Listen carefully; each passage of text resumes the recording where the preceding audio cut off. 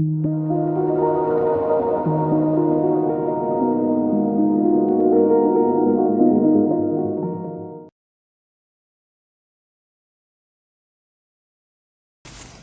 Gémeaux, bonjour et bienvenue sur ma chaîne YouTube pour votre tirage général pour les énergies du mois de septembre 2019, le mois de l'automne, le mois de l'équinoxe, merveilleux, le mois de la rentrée. Un tirage évidemment général qui ne peut pas parler à tous les Gémeaux. Si vous désirez un tirage plus personnalisé, qui vous parle précisément sur une situation problématique de votre vie, n'hésitez pas à me contacter à l'adresse mail que j'ai inscrite dans la description de la vidéo. On y va pour les énergies générales, sentimentales, professionnelles de mes amis Gémeaux pour septembre 2019.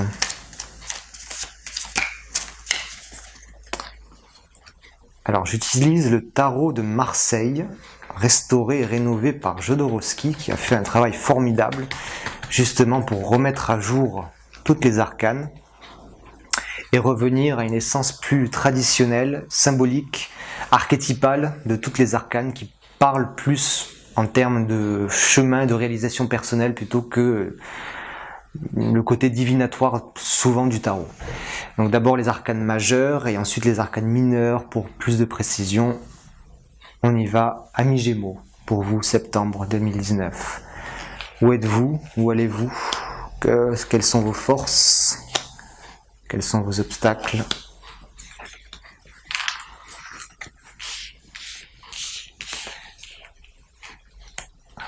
La tempérance et le jugement.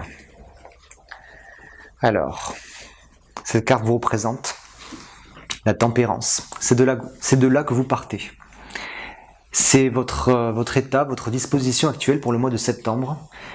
La tempérance qui nous parle d'équilibre, qui nous parle d'être en lien.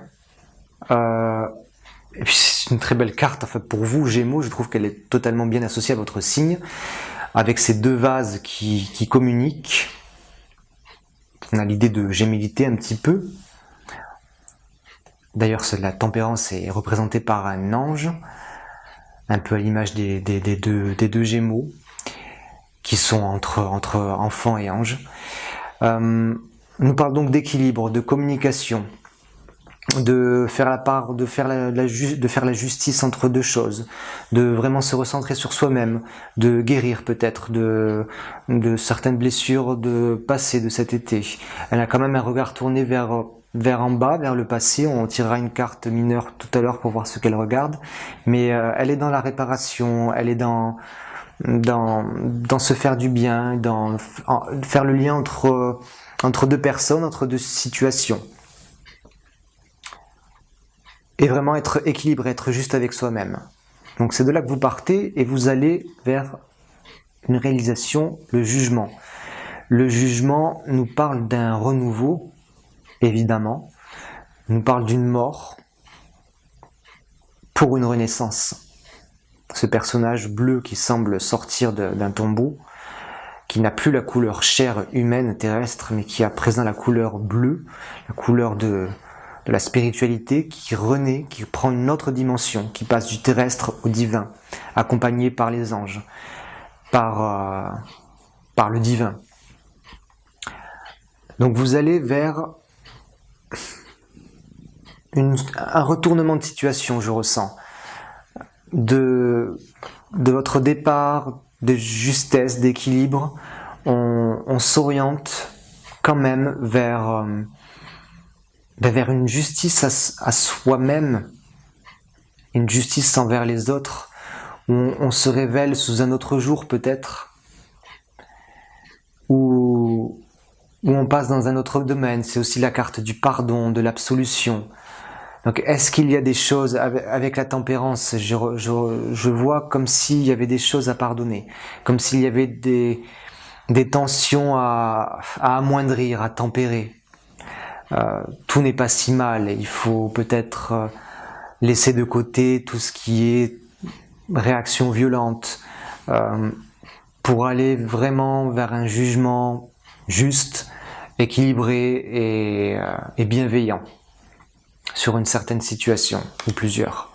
Votre force dans ce mois-ci, le pendu.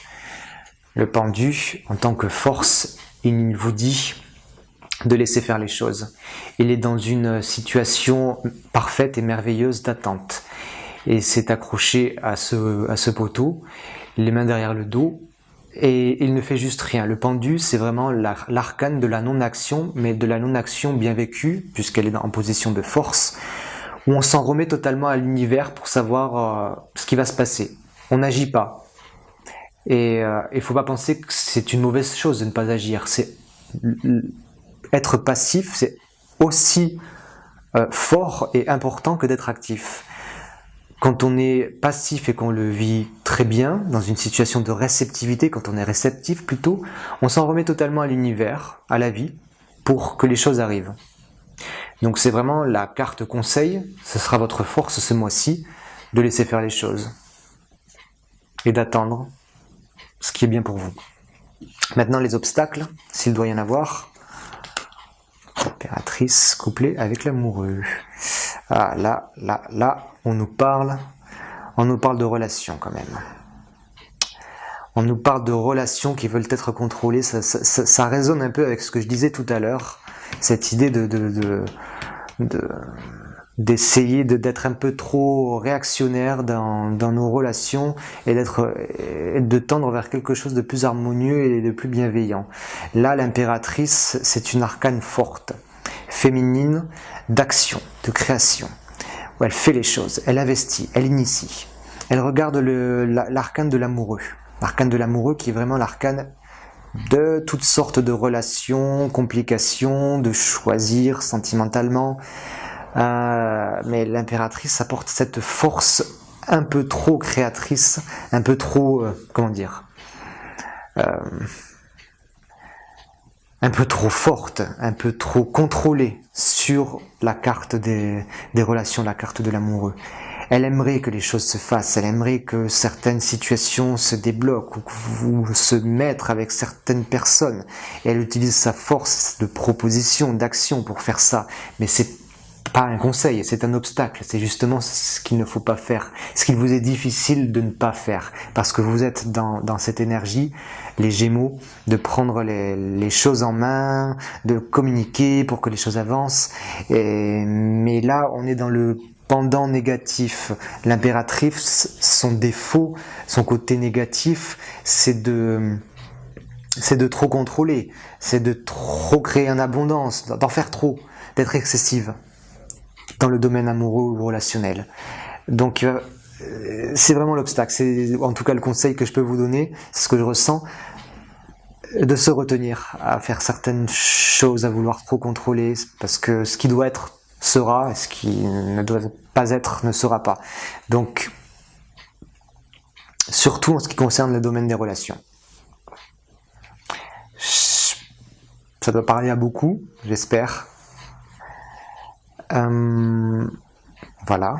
On va tirer une ou deux arcanes mineures pour avoir des précisions. Je vous disais tout à l'heure sur la tempérance, savoir qu'est-ce qu'elle regarde. Qu'est-ce qu'elle regarde, la tempérance? Qu'est-ce qu'elle veut tempérer? Qu'est-ce qu'elle veut? Elle veut faire la liaison, le lien entre quoi et quoi? Dans quel domaine? Une arcane mineure pour elle. Qu'est-ce qu'elle regarde? Elle regarde le 6 de bâton. Le 6 de bâton, c'est une carte qui revient, c'est le troisième tirage que je fais après les béliers et les taureaux. Il y a des cartes qui ressortent, c'est fou, hein, comme si de façon globale pour tout le monde, on nous parlait de la même chose. De toute façon, au niveau astrologique, on est tous impactés ce mois-ci par l'équinoxe évidemment, mais aussi, je sais, par une opposition de Neptune avec Vénus et avec le Soleil. Donc attention aux illusions, attention aux choses qui semblent être trop belles pour être vraies. Le 6 de bâton nous parle des belles choses qu'on aime faire, de cet élan créatif, très bien vécu. C'est la carte du plaisir, de l'autosatisfaction. Ça peut être aussi la carte de la rencontre, de l'émergence sexuelle. Et c'est ce qu'elle regarde, la tempérance. Elle regarde son plaisir, elle essaye de faire le lien, l'équilibre entre le plaisir, entre faire ce qu'elle aime. Ben on va tirer notre carte justement, entre quoi et quoi elle fait la balance. Donc entre son plaisir, son autosatisfaction, et quoi d'autre?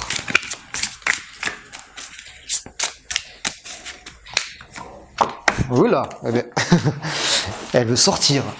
Elle est même tombée par terre. Entre la reine d'épée.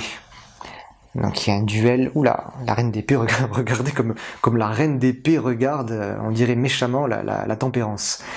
Alors, la reine d'épée, elle nous parle du domaine intellectuel, du mental, des décisions, mais dans sa position, la reine, elle est dans son château, elle maîtrise parfaitement son domaine intellectuel, de connaissances, de décisions. Peut-être trop. Elle est peut-être trop orientée vers son domaine, vers l'épée. C'est le danger, c'est le côté négatif de la reine d'épée. Donc, dilemme entre intellect, entre mental et entre action. Et la tempérance est là au milieu, en train de faire le lien entre les deux, d'équilibrer les deux. Entre trop réfléchir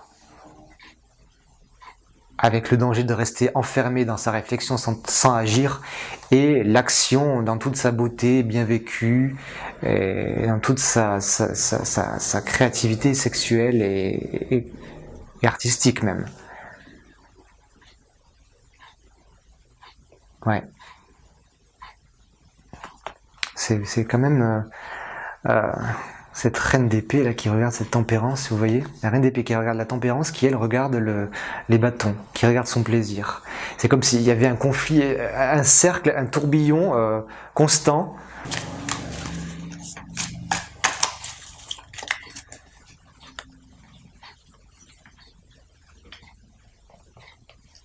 Celle-là qui est cachée.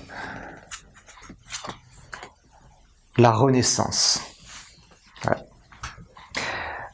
C'est merveilleux des fois comme entre deux tarots se répondent, se parlent et sont complètement alignés. La carte du jugement qui est donc ce vers quoi vous allez ce mois-ci, et le tarot de Osho nous parle de renaissance. Donc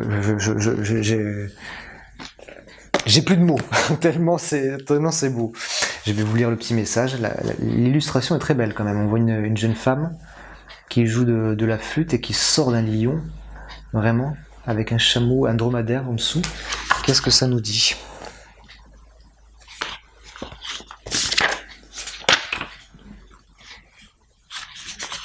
Page 136.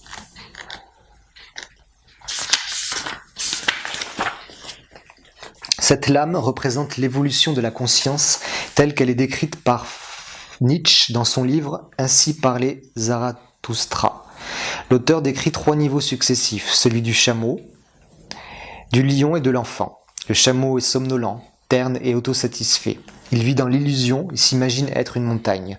Mais en réalité, il est tellement occupé par ce que pensent les autres de lui qu'il ne dispose d'aucune énergie personnelle. Du chameau émerge le lion. Lorsque nous comprenons que nous passons à côté de la vie, nous commençons à nous exprimer et à dire non aux exigences d'autrui. Nous sommes sortis de la foule et crions, seuls et fiers de nous, notre vérité. Mais cela ne s'arrête pas là. L'enfant arrive finalement. Ni rebelle ni soumis, il vit sa propre vérité, avec innocence et spontanéité. Peu importe le niveau de conscience sur lequel vous vous trouvez en ce moment, que vous soyez apathique, dépressif, colérique ou rebelle, sachez que vous pouvez évoluer si vous le voulez bien. Vous traversez en ce moment une période de croissance et de changement. C'est tout ce que je vous souhaite, de renaître et d'accéder à un autre niveau de conscience, Gémeaux. D'accomplir ce que vous avez à accomplir, en faisant attention à garder votre côté réceptif bien présent, de ne pas trop en faire. Attention à l'impératrice qui veut trop en faire, qui veut trop contrôler les relations. Faites votre tempérance, faites votre balance entre votre réflexion, entre ce que vous avez dans la tête et les choses vraiment que vous accomplissez et votre satisfaction personnelle. Et renaissez. Voilà, n'hésitez pas à vous abonner à ma chaîne pour avoir les prochains tirages.